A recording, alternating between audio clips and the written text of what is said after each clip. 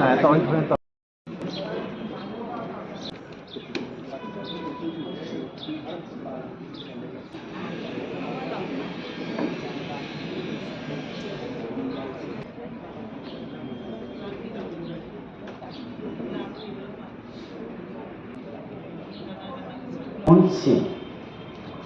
a great person.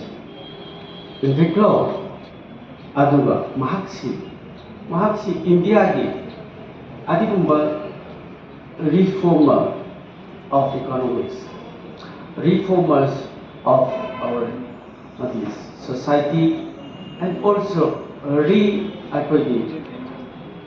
development mayam infrastructures mayam mahaki adigumba yamna maruoiba mayam akhoi punamona ngasi thagali loinana mahaki Prime Minister Tam Ani Oibasigi Itihas Amasu Maki personal history of Dr. Manmohan Singh Mahaki Warida Manipur Adumak Yauduna Naigan Amasu Manipur Itihasta Dr. Manmohan Singh Itihas Wari Adum Yauduna Naigan Maramasina Ekoi Manipur Padasi Asagi Ladiva Ekoi Manipur Padasina Pamba sentiment Oiba Manipuri Samasasina Pam Kudimakto, Mahana Prime Minister, Pibiram. That is why his history will include the history of Manipur, and also the history of Manipur will include in the history of Dr. Manmohan Singh.